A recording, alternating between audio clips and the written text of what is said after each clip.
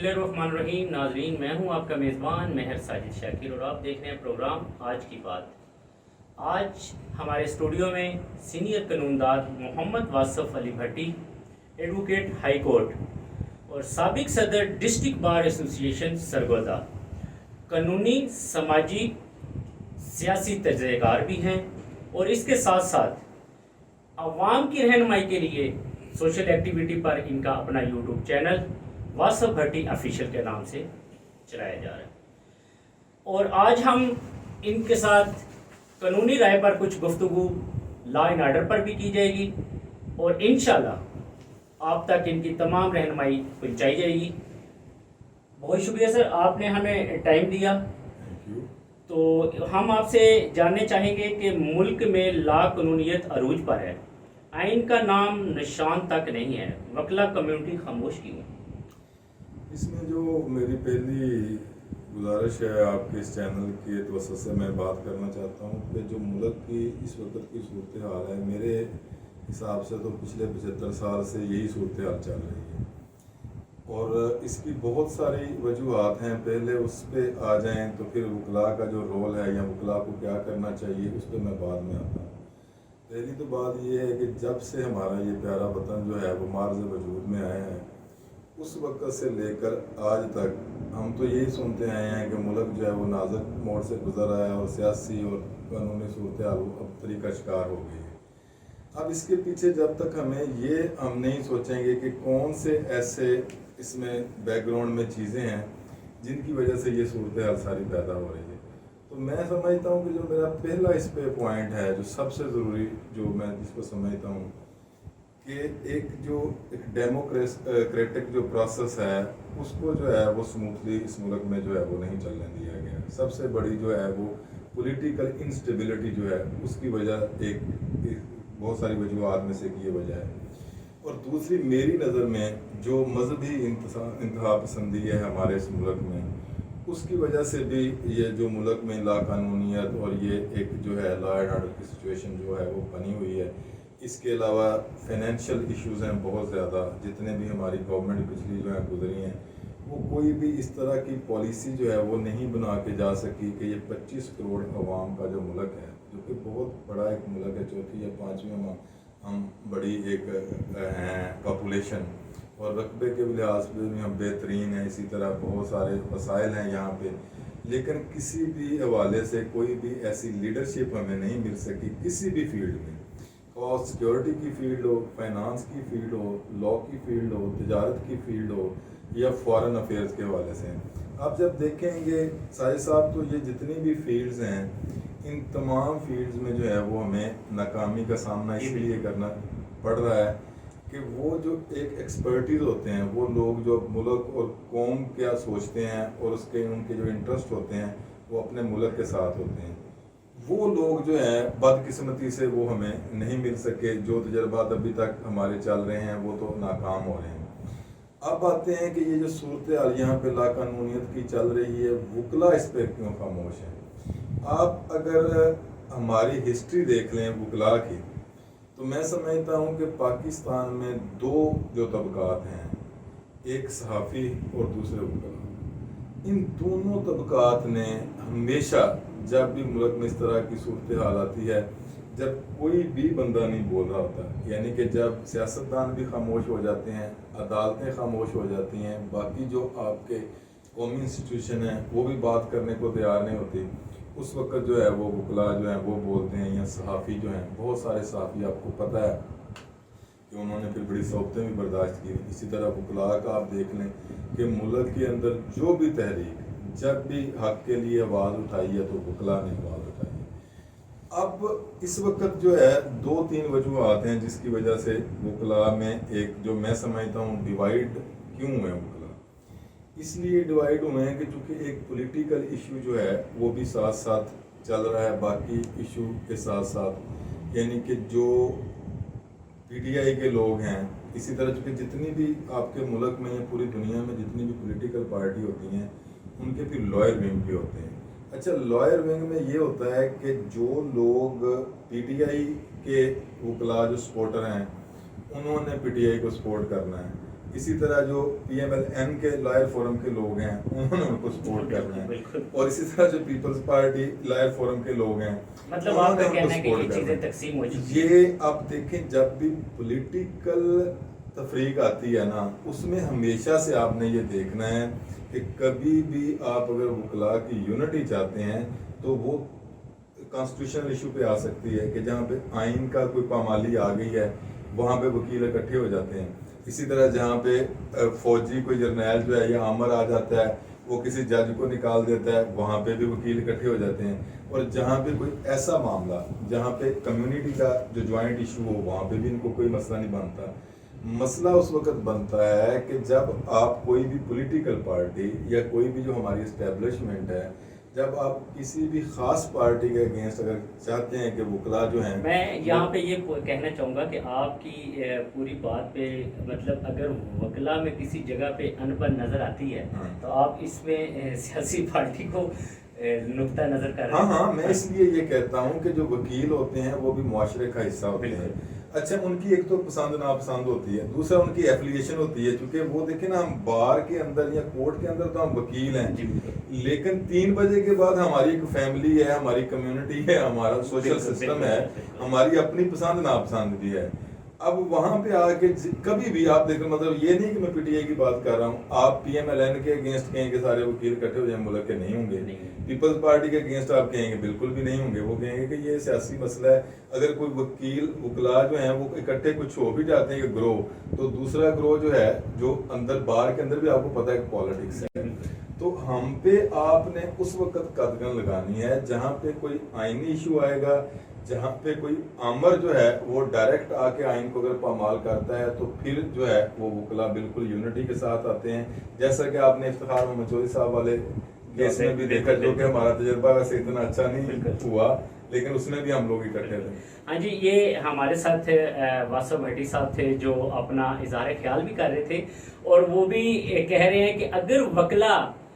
ہر مقام پہ ہر اسٹیٹ پہ اکٹھے ہوئے ہیں، اگر ایک اسٹیٹ پہ اکٹھے نہیں ہوئے تو سیاست کی ان بن کی وجہ سے وکلاء میں اتحاد جو ہے وہ کم ہوتا جا رہا ہے۔ اور ہم واصف صاحب آپ سے ایک اور سوال کریں گے، اور مجھے یہ بتائیں کہ جو عام آدمی ہے، عام شہری ہے، اس کے لیے قانون کے دروازے اگر بند ہیں، پنجاب پولیس ہے وہ ان سے تعاون نہیں کرتی، ان کے لیے آپ عام آدمی کے لیے وکلاء کی طرف سے جو آپ ہر وقت لوگوں تک اپنا بخوبی میسج بھی پہنچاتے رہتے ہیں، ان کے لیے آپ کیا میسج دینا چاہیں گے؟ دیکھیں اس میں جو عوامی ایشوز ہیں، یعنی کہ عام آدمی کے، غریب آدمی کے جو ایشو ہیں، پہلی تو بات یہ ہے کہ جب کبھی بھی وہ پولیس کے اگر کنسرن ان کو کوئی کام ہے تو پولیس کو ایز این انسٹیٹیوشن اپنی ذمہ داری کے طور پہ ان کو جو بھی ان کی داد رسی بنتی ہے وہ کرنی چاہیے۔ اب اگر اسی طرح کوئی کریمنل کیس ہے، کسی کے ساتھ کوئی لڑائی جھگڑا ہو گیا یا کوئی ان کا فوجداری معاملہ بنتا ہے، اگر پولیس ان کا کوئی مقدمہ وغیرہ درج نہیں بھی کر رہی تو کورٹس میں جو ہے وہ رجوع کر سکتے ہیں، اور کورٹ میں رجوع کر کے وہ اس کی داد رسی جو ہے وہ حاصل کر سکتے ہیں۔ اس میں CRPC کی دفعہ 22 ہے، کچھ آپ پرائیویٹ استغاثہ بھی کر سکتے ہیں، اور بھی ریمیڈیز ہیں کافی، اور بہت سارے ایسے وکلاء ہیں الحمدللہ ابھی بھی جو ڈیزرونگ لوگ ہوتے ہیں ان کو فری جو ہے وہ لیگل ایڈ بھی مہیا کر رہے ہیں۔ ہر بار میں یہ ہوتا ہے، اس میں آپ بھی ہیں، آپ بھی شامل ہیں، الحمدللہ، کیونکہ میں نے کافی دفعہ پتہ بھی کیا، اور جو دوست آپ کے پاس جاتے بھی ہیں ہم نے نہیں سنا کہ آپ نے ان سے فیس لی ہے۔ نہیں، جو ڈیزرونگ لوگ ہوتے ہیں ان سے ہم نہیں لیتے، باقی لوگوں سے لیتے۔ اچھا واصف صاحب مجھے یہ بتائیں، نئے تعینات ہونے والے چیف جسٹس آف پاکستان قاضی فائز عیسیٰ سے کیا امیدیں ہیں کی جا سکتی؟ کیا وہ قانون کی بالادستی کے لیے کام کر سکیں گے؟ دیکھیں میں یہ سمجھتا ہوں کہ لوگوں نے بہت زیادہ ان سے امیدیں جو ہیں وہ وابستہ کی ہوئی ہیں، تو ان کو امیدوں پہ جب آپ لیول بہت زیادہ اوپر سیٹ کر لیتے ہیں نا تو پھر ان توقعات پہ پورا اترنے کے لیے پھر آپ کو بہت زیادہ جو ہے وہ ایفرٹ کی ضرورت ہوتی ہے، اور جو حالات ہیں میں دعا کو بھی ہوں، امید بھی رکھتا ہوں کہ وہ اس پہ پورا اتریں، لیکن اب دیکھتے ہیں کہ اب ان کا ٹرنیور جو ہے وہ شروع ہو چکا ہے، تو مطلب کیا کرتے ہیں، مطلب میں جیسے آپ کو اس کی مثال دیتا ہوں کہ انہوں نے یہ جو فل کورٹ والا اس دن ڈیسیجن لیا ہے کہ وہ اوپن اس کو جو ہے اس کی جو پروسیڈنگ ہے وہ ساری جو ہے لائیو دکھائیں گے، مطلب میری نظر میں تو اس کی بالکل بھی ضرورت نہیں تھی، کہ وہ ایک مطلب میں بینگ اسٹوڈنٹ آف لا میں سمجھتا ہوں کہ شبدہ بازی کی ضرورت بالکل بھی نہیں تھی۔ آپ دیکھیں نا میں نے بھی اس کو آبزرو کیا، آپ لوگوں نے بھی آبزرو کیا، اور بہت سارے لوگ 15 مطلب ججز صاحبان ہمارے بیٹھے ہوئے ہیں. ایک وکیل صاحب ہیں، وہ اپنی جو بھی ان کا پوائنٹ آف ویو تھا اس کو سپورٹ کرنے کے لیے وہ آرگومنٹ مطلب وہاں پہ کرنا چاہ رہے تھے. اچھا، اب وہ آرگومنٹ ان کے منہ سے نکل نہیں رہا تھا اور آپ کوشچن کر رہے ہیں. اچھا ٹھیک ہے، آپ کوئری کر سکتے ہیں، ظاہر ہے آپ کا رائٹ بنتا ہے کہ جج کو سمجھنے کے لیے کوئی نہ کوئی کوشچن کرنا چاہیے. اچھا، ابھی وہ ایک جج صاحب کا انہوں نے جواب نہیں دیا، دوسرے جج صاحب نے پوچھ لیا، پہلے کا جواب نہیں آنے دیا. جب 15 لوگ جو ہیں وہاں پہ بیٹھے ہوئے ہیں اور ایک وکیل کو آپ اس کا نقطہ نظر ہی نہیں بیان کرنا دے رہے، تو میری تو اس میں یہی ہے کہ پوری دنیا میں جو لا کا اصول ہے، جو میں نے سیکھا ہے، جو میں نے پڑھا ہے، اس میں تو یہی ہوتا ہے کہ جو ججز ہوتے ہیں وہ جتنا خاموش رہیں اتنا اچھا فیصلہ کر سکتے ہیں. تو جو قاضی صاحب ہیں، بالکل میں بینگ پاکستانی، بینگ ایک لائر کے میں دعا گو ہوں اس لیے کہ اچھے وہ فیصلے کریں، کیونکہ وہ اس سے ملک میں بہتری آئے گی. لیکن یہ ہے کہ ابھی آگے دیکھتے ہیں کیا کرتے ہیں وہ. جی بالکل. اچھا، کل ہم نے اپنے سوشل میڈیا پر آپ کے نام سے ایک پوسٹ وائرل کی کہ ہمارے ساتھ صبح محمد واصف علی بھٹی صاحب کا بار صدر موجود ہوں گے. اس میں سے کافی دوستوں نے ہمیں سوال بھیجے، اس میں سے ہم ایک سوال آپ سے کریں گے، زیادہ ٹائم نہیں لیں گے آپ کا، کہ آج کل عورت کے حقوق پہ قانون تیز ہے، عورت کو بہت جلد انصاف ملتا ہے، چاہے وہ کسی بھی معاملے میں عدالت چلی جائے،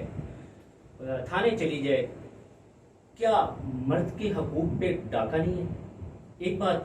دوسرے نمبر پہ ایک مرد اپنی بیوی کے ساتھ بخوشی رہ رہا ہے اور وہ عورت جب اس کا دل چاہے وہ جا کے کہے کہ جی میں طلاق لینا چاہتی ہوں. اس کے بارے میں آپ مرد حضرات کے لیے اور عورتوں کے لیے کیا میسج دینا چاہیے؟ دیکھیں، یہ آپ کا جو کویسچن ہے نا، یہ مکس کویسچن ہے. مکس کویسچن اس لیے ہے کہ یہ قانونی بھی ہے، اسلامی بھی ہے، اور ساتھ ساتھ معاشرتی یا سماجی بھی ہے. آپ اس کے جو تینوں پہلو ہیں نا اس کو ڈسکس کر لیتے ہیں. پہلے اس کا جو اسلامی پہلو ہے، کیونکہ میں تو مطلب اسلامی مفکر نہیں ہوں، لیکن جو ہم لوگ علماء حضرات کو سنتے رہتے ہیں، گپ شپ چونکہ ہم لوگ ان سے لگاتے رہتے ہیں رہنمائی کے لیے بھی. اچھا، اس میں پاکستان میں بہت سارے ایسے علماء کرام ہیں جو اس جو خلا ہے عدالتی اس کو وہ مانتے ہی نہیں ہیں. وہ کہتے ہیں کہ نہیں نہیں یہ تو حق ہی نہیں ہے. ابھی طلاق جو ہے وہ صرف مرد دے سکتا ہے، وہ خلا مانگ سکتی ہے لیکن پھر بھی طلاق مرد نہیں اس کو دینی ہے، اور اس پہ پھر وہ کہتے ہیں کہ دے دینی چاہیے، مطلب کہ مطلب اگر آپس میں ان کی ناچاکی ہو. اچھا، دوسرا اس کا معاشرتی جو پہلو ہے کہ جو خاتون ہے اس کو تھوڑا سا جو ہے وہ صبر تحمل کے ساتھ جو ہے وہ مطلب پیشنس کی تھوڑی سی ضرورت ہے. کیونکہ ہمارے پاس یہاں پہ بہت سارے ایسے مقدمات آتے ہیں، جو کہ میں خود بھی پریکٹسنگ لائر ہوں، تو میں نے دیکھا ہے کہ بہت سالڈ ریزن نہیں ہوتی جب وہ خلا کے لیے آتی ہیں. مطلب وقتی جذباتیت کی وجہ سے وہ آ جاتی ہیں، کوئی اور ایشوز ہو جاتے ہیں، یا دیگر لوگ جو ہیں فیملی کے لوگ جو ہیں وہ ان پہ اثر انداز ہو جاتے ہیں، ڈومیننٹ کر جاتے ہیں. ان کے میکے والے یا سسرال والوں سے تنگ ہوتی ہیں، وہ آتی ہیں اور آ کے جو ہے وہ خلا دائر کر دیتی ہیں. اب تیسرا اس پہ جو ہے جو سب سے اہم چیز ہے، جس کی وجہ سے سب سے زیادہ یہ سیپریشن ہو رہی ہے، وہ جو قانون انہوں نے بنایا ہوا ہے پاکستان کے اندر، جو رائج الوقت ہے اس وقت، جو فیملی کورٹ میں جب بھی عورت خلا کرتی ہے، تو شاید صاحب اس میں بڑی مطلب انٹرسٹنگ بات ہے. وہ یہ ہے کہ اس نے خلا دائر کر دیا، ایک جج صاحب نے ڈیٹ ڈالنی ہے کہ اس کو نوٹس بھی کر دیں، اخبار اشتہار بھی کر دیں. اگلی پیشی پہ اگر وہ نہیں آ رہا تو انہوں نے کیا کرنا ہے، انہوں نے عورت کے حق میں ڈگری کر دینا ہے. جبکہ ان کی ذمہ داری تو یہ بنتی ہے کہ جب تک مرد اٹینڈ نہیں کر لیتا، جو بھی اس کا وہ طریقہ کار، یہ قانون کی ذمہ داری ہے کہ اس کی اٹینڈنس کو جو ہے وہ شور کریں، اور کوشش کرے جج کہ ان کی آپس میں جو بھی ایشوز ہیں، اگر کوئی بہت زیادہ سالڈ ریزن نہیں ہے، یا مرد جو ہے اس کو تشدد نہیں کر رہا، یا بہت ہارش نہیں ہے، تو پھر جج کی یہ ذمہ داری بنتی ہے کہ وہ فیملی کورٹ کا چونکہ وہ جج ہے، وہ اس کو سمجھنا چاہیے کہ ان کو ہم نے اکٹھا رکھنا ہے، نہ کہ ڈگری کر کے. اس پہ دیکھیں، اب میں بتاتا ہوں آپ کو کہ باقی مطلب دنیا میں 3.5 لاکھ جو کیسز ہیں وہ ہائی کورٹ میں پینڈنگ پڑے ہیں، لاکھوں کیسز سپریم کورٹ میں پینڈنگ پڑے ہیں، نیچے بھی یہی پڑے ہیں. ان کو ججز کو بھی بڑی جلدی ہوتی ہے یہ جو طلاق کا جو یا خلا کا دعویٰ ہوتا ہے اس کو ڈگری کرنے کا، کہ پینڈنسی جو ہے وہ ختم کی جائے. تو میں یہ سمجھتا ہوں کہ یہ ججز کا جو مطلب کام ہوتا ہے فیملی میٹر میں صرف کہہ رہا ہوں، اس میں ان کو پرائورٹی یہ رکھنی چاہیے کہ یہ جو آگے ہیں ہمارے پاس لیٹیگینٹس کسی بھی وجہ سے آگے ہیں تو کوشش کریں کہ گھر کو جوڑیں، نہ کہ ابھی بندہ پہنچا نہیں ہے تو پہلے ہی جو ہے وہ کھلا انہوں نے جو ہے وہ ڈگری کر دی ہے. تو میں یہ سمجھتا ہوں کہ کورس کو تھوڑا سا اس کو پروسیس کو کھلا کی حد تک تھوڑا سا سلو کر دینا چاہیے. ہمارے ایک دوست کا سوال تھا کہ اس میں مرد کو بھی ایک قانون کے مطابق ایک کیس کرنے کا حق ہے اگر عورت نافرمان ہے اور وہ اس کو بار بار منانے کی کوشش کر رہا ہے. اور اس میں میں نے کل ایک دوست نے مجھے باقاعدہ وہ بھیجا بھی تھا کہ اس میں وہ اپنی مسز پر عدالت کے ذریعے ایک کیس دائر کر سکتا ہے کہ میں اس کو بسانا چاہتا ہوں، اس کی ہر فرمائش پوری کر رہا ہوں. اس میں وہ کچھ بتا رہا تھا کہ مطلب اگر وہ عورت واقعی نافرمان ثابت ہو تو اس میں جو ہمارے جج صاحبان ہیں وہ عورت کی مطلب جائیداد کو بھی ضبط کرنے کا حق رکھتے ہیں. نہیں بالکل بھی ایسی کوئی مطلب ہے نہیں پروویژن. یہ دیکھیں آپ نے جب کسی بھی عورت کے اگینسٹ مرد یہ دعویٰ کرتا ہے نا کہ اس کو جو ہے وہ میں اپنے گھر اگر کو روٹ کے چلی گئی ہے چھوڑ کے چلی گئی ہے تو اس کو ہم کہتے ہیں دعویٰ حقوق زنش ہوئی کہ یہ میری بیوی اور اس کے ساتھ میں اچھا سلوک کر رہا ہوں، میں اس کے سارے اخراجات اس کو مینٹین کر رہا ہوں، اس کے سارے حقوق کا خیال رکھا ہوں.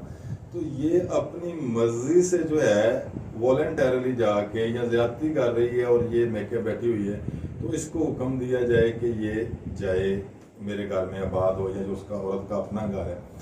وہ اس لیے ایکچولی کاؤنٹر ورژن کے طور پہ ہم لیگلی اس کو یوز کرتے ہیں کہ جب کوئی بھی عورت جو ہے کسی بھی خامد کے اگینسٹ جو ہے وہ دعویٰ کرتی ہے وہاں پہ کہ جی مجھے تو اس نے مار پیٹ کے نکال دیا ہے تو اس سے مجھے منتھلی خرچہ لے کے دیا جائے لیکن میں اس کے گھر نہیں جاؤں گی، مجھے میکے میں خرچہ دیا جائے. تو اس کے کاؤنٹر کے طور پہ اس کو وہ دعویٰ کر دیتا ہے کہ نہیں جی میں تو اس کو بسانا چاہ رہا ہوں، اس کے سارے خیالات رکھوں گا لیکن اس کو کہے کہ آباد ہو جائے. اچھا اب اگر وہ ساجد صاحب آباد نہیں نہ ہوتی تو اس کو کورٹ زبردستی نہیں کر سکتی. یہ کہہ سکتی ہے کہ پھر آپ کو خرچہ نہیں ملے گا، پھر خرچہ آپ نے یا خود اٹھانا ہے یا آپ کے والدین نے اٹھانا ہے، پھر وہ آپ کا پابند. چلیں کسی جگہ پہ مرد کو بھی کچھ نہ کچھ تو ریلیف ملتے ہی ہے. اچھا اب ہم چلتے ہیں آخری سوال کی طرف. ملک میں نگران سیٹ اپ کو کئی ماہ گزر چکے ہیں، جمہوریت کی بحالی کے لیے الیکشن ضروری ہے مگر اس حوالے سے عدالتیں خاموش کیوں ہیں؟ دیکھیں اس میں جو نگران سیٹ اپ کی آپ بات کریں، نگران سیٹ اپ کے پاس الیکشن کرانے کا مینڈیٹ نہیں ہوتا. یہ مطلب آئین میں آپ دیکھیں گے تو اس کے مطابق جو ہے وہ الیکشن کمیشن کا یہ کام ہے. انہوں نے الیکشن آرگنائز کرنا ہے، انہوں نے الیکشن کی ڈیٹ دینی ہوتی ہے. نگران سیٹ اپ جو ہے اس کی ذمہ داری صرف یہ ہوتی ہے کہ انہوں نے اس الیکشن پروسیس میں الیکشن کمیشن کو جو ہے وہ فیسیلیٹیٹ کرنا ہے انہوں نے. اور دوسرا ان کا یہ کام ہے کہ جب بھی کوئی اقتدار ان کے پاس آتا ہے کیئر ٹیکر کے طور پہ تو جو نئی الیکٹڈ گورنمنٹ ہوتی ہے ان کو انہوں نے سموتھلی اس کو ہینڈ اوور کرنا ہوتا ہے. تو الیکشن کروانے کے حوالے سے جو نگران سیٹ اپ ہے ان کا میں سمجھتا ہوں کوئی بہت بڑا رول نہیں ہوتا. انہوں نے ان دی مین ٹائم جو درمیانی عرصہ ہے الیکشن کے اس میں انہوں نے ایگزیکٹو کے طور پہ جو ہے وہ حکومت کرنی ہوتی ہے. الیکشن کے حوالے سے ان کا نہیں ہے. ہاں کورٹ دیکھیں، کورٹ کے حوالے سے تو دیکھیں خاموشی کی بات آپ نے کر دی ہے. پہلے عمر عطا بندیال صاحب اور دوسرے ہمارے جو ججز صاحب آپ کو پتہ ہے کہ جب انہوں نے کہا کہ 90 دن کے اندر الیکشن ہونا چاہیے، ایک پٹیشن تھی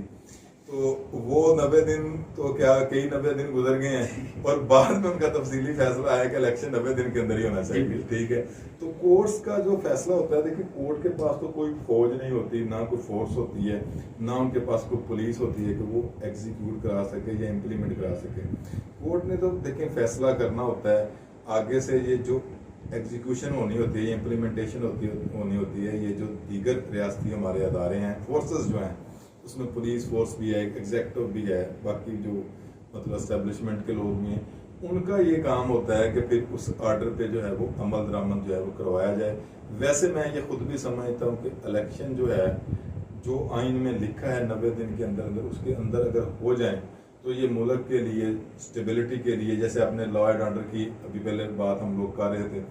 کیئر ٹیکر گورنمنٹ جب ہم ان کو بولتے ان کے پاس مینڈیٹ ہی کون نہیں ہوتا. ان پر یہ باہر بھی چلے جاتے ہیں تو وہ سیریس نہیں لیتے. مطلب جو فائنانسر ہیں جنہوں نے وہاں مطلب فنڈنگ کرنی ہوتی ہے یا یہاں پہ انویسٹمنٹ کرنی ہوتی ہے वो भी इनके साथ कोई बड़े समझौते नहीं करते, कोई बड़े एग्रीमेंट या फाइनेंशियल मुआहदे इनके साथ नहीं होते। वो वेट कर रहे होते हैं कि कब गवर्नमेंट जो है वो चेंज होगी और इलेक्टेबल लोग आएंगे जो अवाम से वोट लेके आएंगे, फिर 5 साल चुके उन्होंने गवर्नमेंट करनी, हम उनके साथ बैठ के जो है वो करेंगे। जितनी जल्दी इलेक्शन हो जाएगा, नया सेटअप आ जाएगा और उतना ही जो है वो मुल्क के लिए बेहतर होगा। जी बिल्कुल। जी नाज़रीन, हमारे साथ इस वक्त स्टूडियो में सीनियर कानूनदान वासफ अली भट्टी साहब मौजूद थे और आपके भी कुछ सवालों के जवाब उन्होंने दिए, और इंशाल्लाह देखते रहिए प्रोग्राम आज की बात। अगले प्रोग्राम में हाजिर होंगे आपका मेज़बान महर साजिद शाकिर। अल्लाह।